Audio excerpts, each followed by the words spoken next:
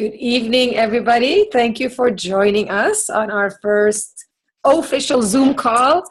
I am Coach Lyall, and I'm joined by Mr. Roger E. Breisch, who has very graciously agreed to let me interview him. He is an amazing he's a speaker, but he does also a lot of other things. It's just one of the few things that he does. I'm going to introduce him before we get started on our topic. And I'm going to turn off the background music. Okay, I can't turn it off. Okay, my bad. Roger, let me tell you a little bit about Roger before we start. He holds a Master's of Science in Mathematics from Northern Illinois University and a Master's of Science in Management from the Sloan School at MIT. His career includes teaching high school mathematics, managing an international chemical business, operating a management consulting company, and most recently running the Batavia Chamber of Commerce.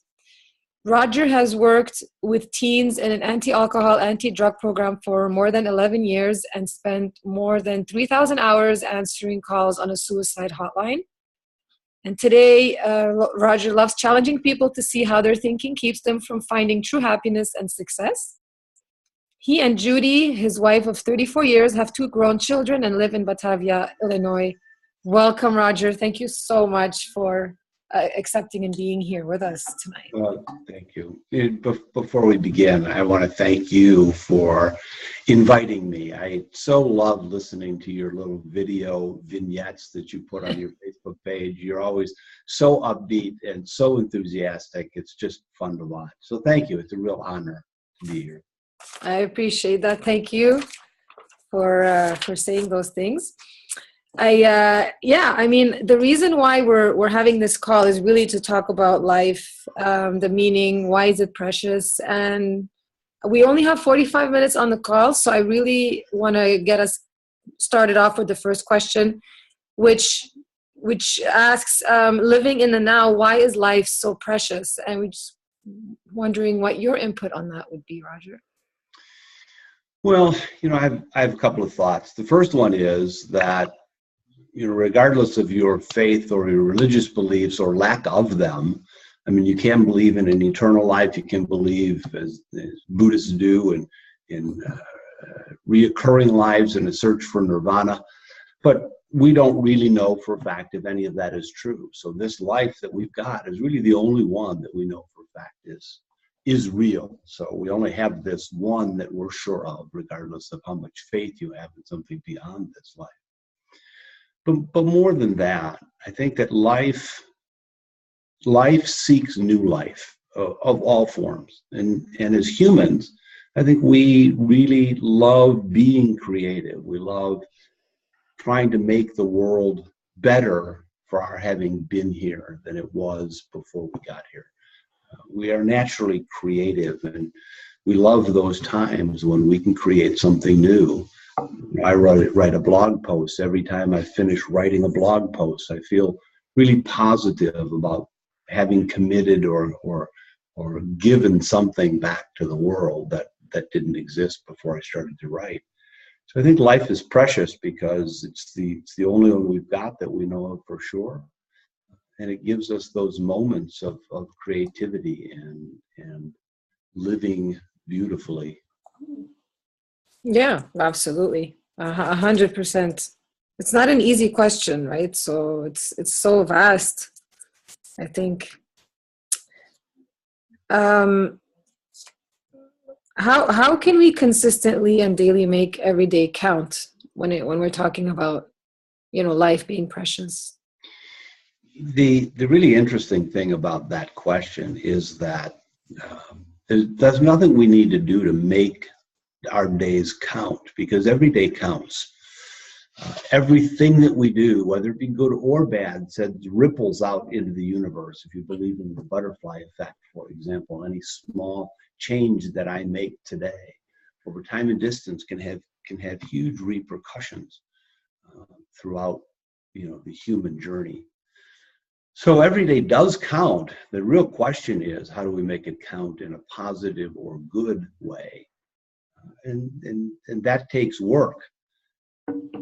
The thing we always have to remember, though, is that, we can't always be good. We can't always make every day count in a good way because we're human. I talk to people on the suicide hotline all the time who are beating themselves up terribly because of something that they have done that they're unhappy about.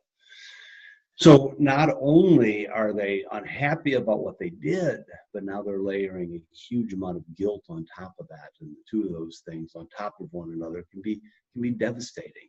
I always try and help people tease out the fact that they have failed in some way from the guilt that they're laying on top of that I'm not good enough. I'm an evil person for having made that mistake. I said, can you give yourself credit for being human, because all of us are. And as much as we'd like to think that we won't err again, all of us will. We all make mistakes. So every day does count. Everything we do matters. The real question is, I pulled out one of my blog posts at the Socrates Cafe that I run. A nurse from intensive care came one night, and she made this very startling statement that when she sees people in the moment they pass from this life to the next, the expression she sees on most people's faces is that of regret. So we had a long conversation about how is it that I could end my life without regret. So I actually called this blog post "Regret at the End of Life," but here's the last thing that I wrote. So what do I wish as this life reaches its conclusion? The same things I wish each night as I lay head against pillow, that I'm wise enough to have salved wounds I might have opened, to have told those around me how much they've meant on my journey, and to know that in some small ways, the balance of good and bad in my life tips more towards the good. If I've met the world's great need in some small way, perhaps in those final moments, I will feel my life will have been enough. So I think that, we run the risk of beating ourselves up if we expect ourselves to be good all the time. When we say make every day count, we mean count in a good way. Well, we're human. We're not always going to be able to do that. But if the good that we leave, outweighs or tips in favor of the good that we've done rather than the bad, then that's a life well lived, I think. Yeah, that's pretty deep, though. That's someone gets to listen, and right before people pass, that's a privilege, I think. Getting to listen to their thoughts and what they go through. I agree, absolutely. So what in your experience has been people's deepest fear or fears? Many years ago, I was talking with a woman who has since passed away, a woman who had done tremendous work in organizational dynamics with large-scale change. She had changed so many organizations, and along with that, had changed the lives of thousands of people, including mine. Really, really wonderful woman by the name of Kathy Dannemiller. And one of the things she said to me is, she said, I don't want my life to have been a throwaway line. And that was many years ago she said that to me. But that desire that our lives matter, that I mean something in this world, that my life will not have been a throwaway line when I die, I think is one of the things that I hear all the time on the suicide hotline related to that. Or, am I loved? Do I love? Do I have people in my life who love me? But all of that is related to the question, do I matter? Will I have made a difference in this life? Will anybody notice if I'm gone?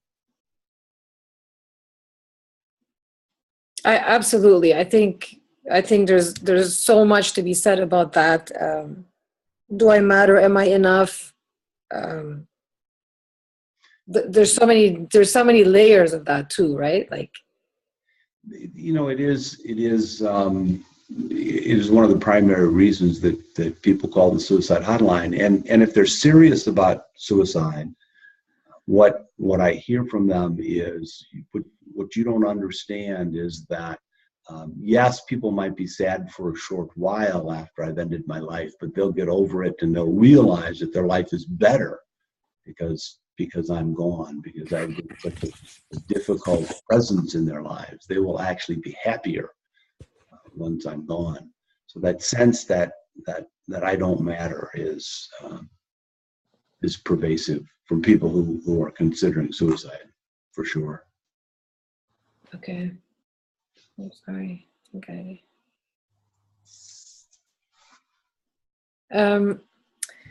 So what then makes people want to live again?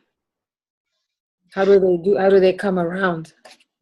We use on the suicide hotline, we use a technique called the cyst, which stands for Advanced Suicide Intervention Skills Training. It's a technique that hotlines all over the country use. It's very well regarded.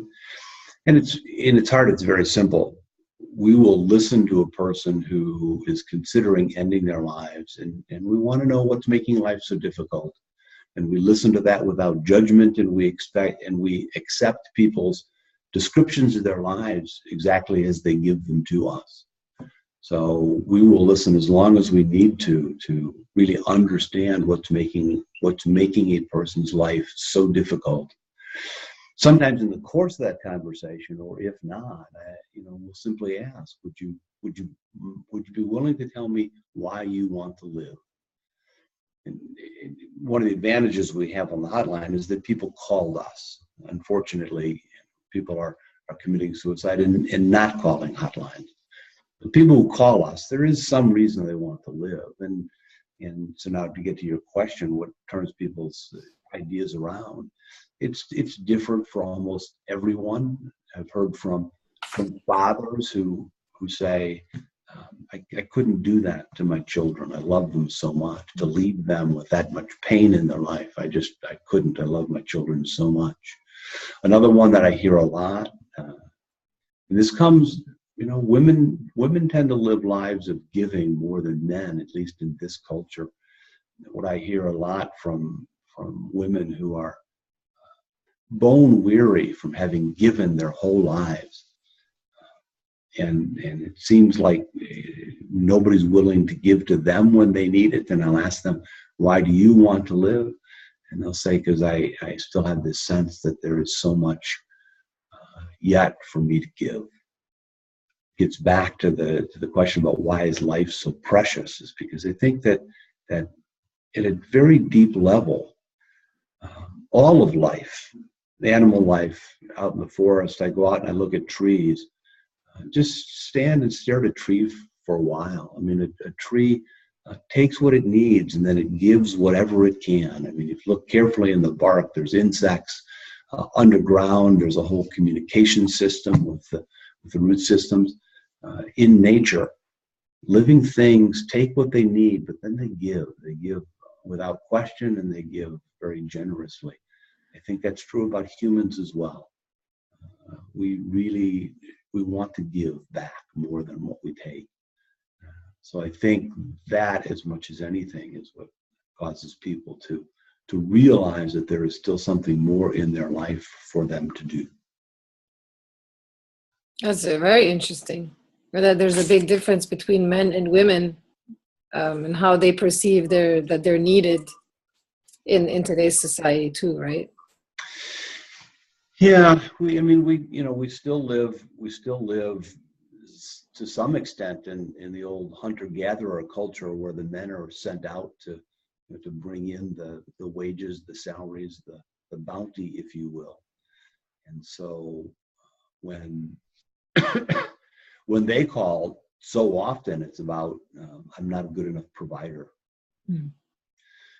One demographic that's at high risk for suicide is men after retirement, because they've lost their identity. I'm no longer that manager. I'm no longer that doctor. I'm no longer the CEO, the vice president, the whatever it is I was. I'm no longer that thing, and now I don't know who I am anymore. So it's that sense of self, that sense of knowing who you are, I think is important. And, we were talking before, and you had mentioned that, being in the now has so many benefits for us, as Yes. humans, without going back to the conflicting emotions of regret and fear of not being adequate enough or not being good enough, but like just in the moment now. And I think a lot of people want that. They want to live in the now, like they want to appreciate and soak in every single moment. And yet somehow we tend to get sucked into, again, the routine, like we were saying earlier, and only when there's a death or a close call is there something that happens to us, and we're like, oh, we have to be careful, life is fragile, life is precious. But then shortly after, we go back into the routine. And how come? Well, you and I were talking about this earlier today.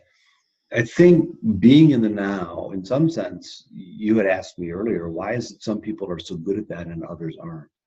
I'm not so sure. It's a very different question from why are some people good at playing the piano? Why are some people good at swimming? Why, at one level, it's a talent, but at another level, it's a skill.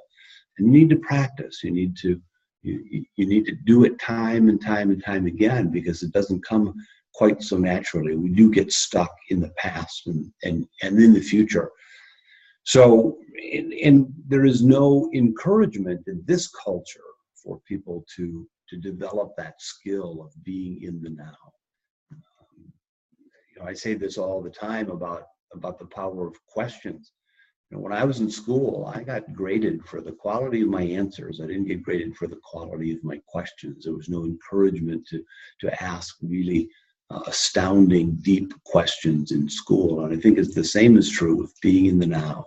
I never got any grades, any encouragement in school or being brought up to sort of say, so how are you now? Often when I'm talking with people on the phone who are in a deep regret about the past or deep fear about the future, I'll say, well, imagine just in this instant, right here and now, are you okay?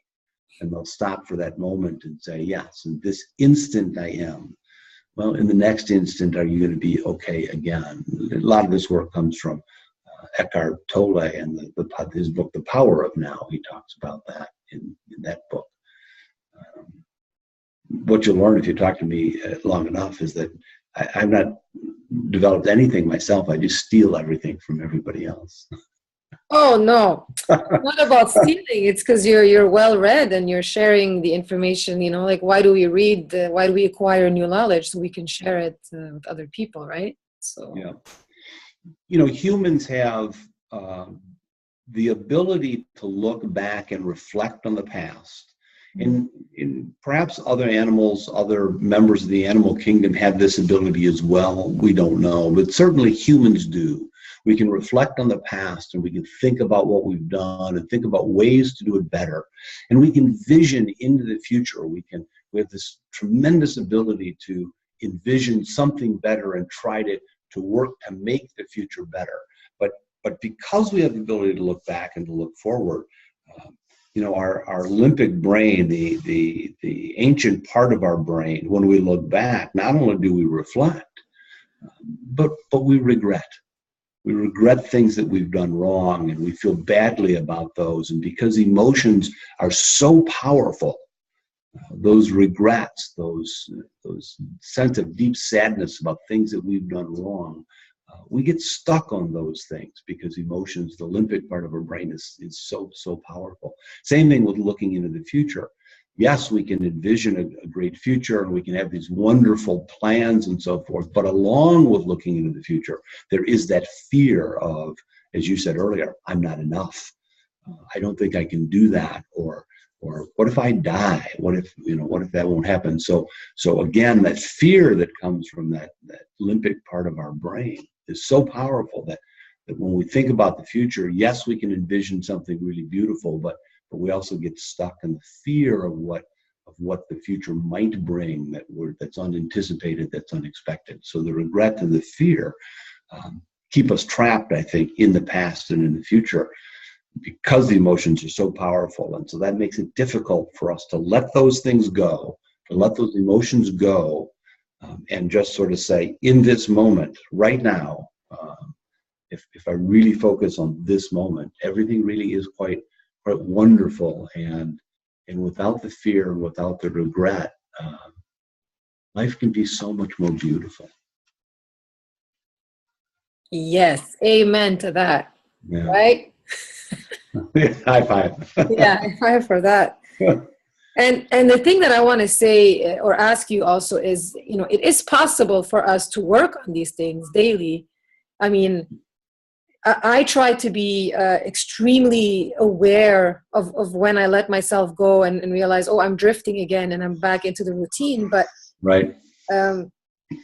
If every day we work on ourselves just a little bit, I wrote down maybe 7 things that we can concretely do. I don't know if those things resonate with you at all, but I'll read them out to you. I remember this before. And it's being and showing gratitude for what we do have. Yes. What we don't have. Being mindful. Yes. Aware. Kindness to yourself and to others, and reflection, appreciation, and reminders and positive affirmations. Those are all things that we can practice, right? To kind of be in the now and live in life in the now. Oh, absolutely.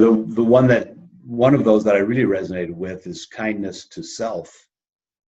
You have no idea, especially, I get calls on the hotline from kids who are in grade school and high school. And one young man said, I look in the mirror and I hate everything I see. It's just so sad. But then I'll ask them to find bullying for me, and they say it's about saying something about somebody else that's not true and it's hurtful. And I say, so who's your biggest bully? And then they'll think about that for a moment, and they'll say, I guess I'm my biggest bully, because that's exactly what they're saying to themselves.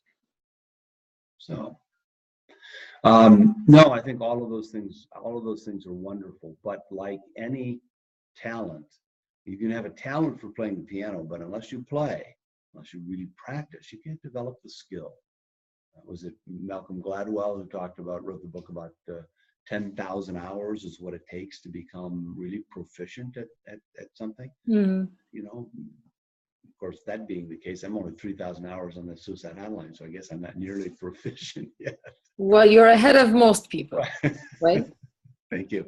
But yes, it does take practice. And because we live in a culture of to-do lists and goals, and as I talked earlier, if we spend a good portion of our day just being present and being in the now, suddenly we say, well, I got this whole big long to-do list that I started out my day with, and I need to get to that.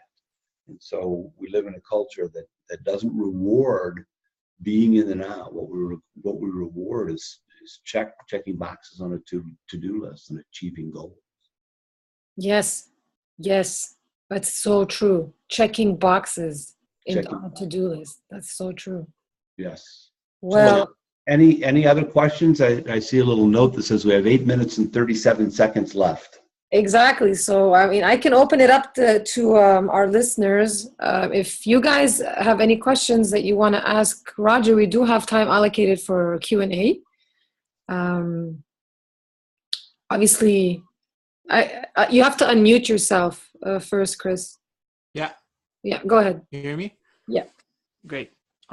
I was wondering, you mentioned an example about the difference between men and women, and how, like, when they call the suicide line and they say one of the reasons why, let's say they weren't feeling good, or they were thinking about committing suicide.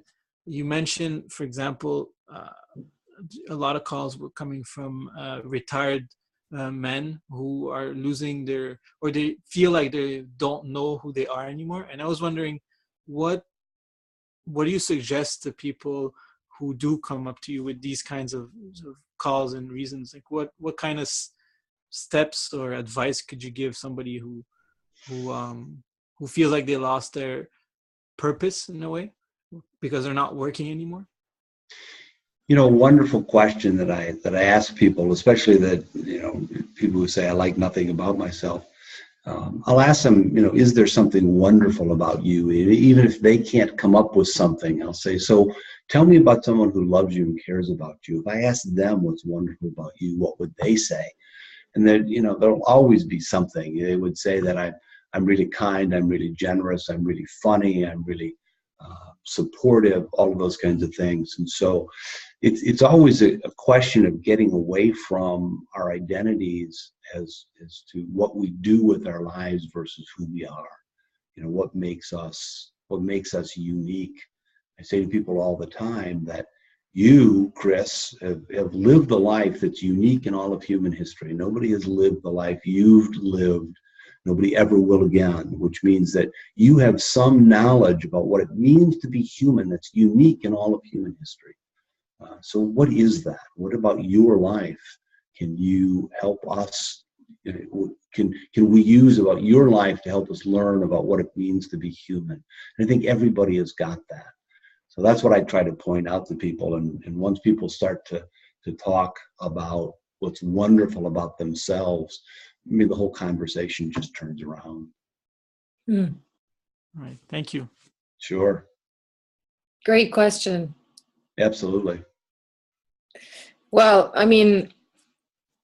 the question still, it still remains,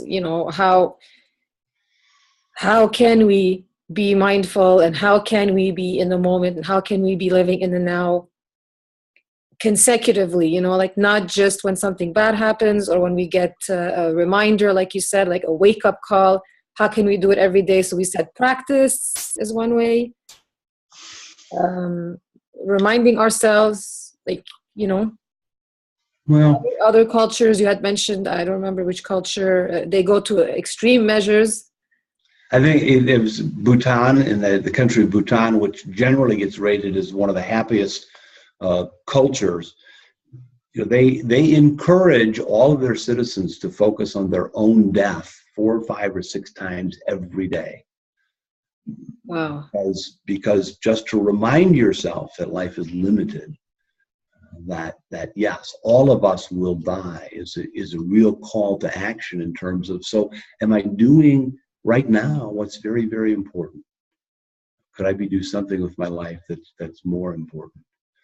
Again, I don't want to get to, now I have to feel guilty because, I've wasted the last hour doing something relaxing and I should be doing something more important. Well, sometimes relaxing is important. Reading a good book is important. Just meditating is important. But I think we need to remind ourselves that life will end. I had a bunch of discussions a number of years ago that I called Death as a Spiritual Teacher. We gathered in a circle just to talk about what do we learn from human mortality, and it was very powerful. But the other piece I like is to always be willing to remind yourself of what's wonderful and unique about you, because that's what you can bring to the world. And if you don't know what that is, find somebody who loves you. It's what I call a truth teller. Somebody who loves you and cares about you. And then ask them, what do you see in me that I'm having trouble seeing myself? And then it takes courage to listen and believe what they have to say. And accept. Yeah.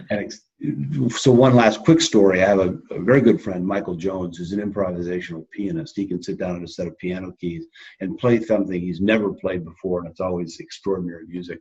He said it's so easy for him, he assumes that anybody can do it. And that's what he went on to say. That's what's true about our gifts, is they come so naturally to us. We just assume that anybody else could do it. So when somebody says to us, you are particularly kind, you're particularly wise, you're particularly insightful, you have to quiet that little voice in the back of your mind, like Michael Jones, who says, well, anybody can play the piano that way. Quiet that little voice that says, no, you don't get it. Anybody can do that. It's easy. Well, it's easy for you because that's your particular gift. It's not necessarily easy for everyone. So quieting that voice of denial is difficult. Yeah. I don't want it to cut us off, Roger. I just before we leave each other, I want to sincerely, like from the bottom of my heart, thank you for taking time of your busy schedule and talking to us. Really appreciate it. I reached out to Roger, and he accepted without even. I don't even think you thought about it. I think you said yes right away. I'm gonna be posting this. Less than a minute. I'm going to be posting this in the event, and then I'm probably going to post it on the YouTube channel. I'm going to give you all the links. Again, thank you, Roger. Well, and thank you for the work that you do, because you're out there really encouraging people to pay attention to their lives in every moment of their lives, and you do a wonderful job at that. So please keep that up. It's important. Thank you, and thank you guys for coming. Tracy, Jake, Chris, anyone else I'm not seeing here? It was nice to see you guys. It's going to cut us off. So if you want to keep the conversation going in the event, we can post a comment what you thought about Is Life Too Precious? Wish you guys a great night. Thank you. Bye.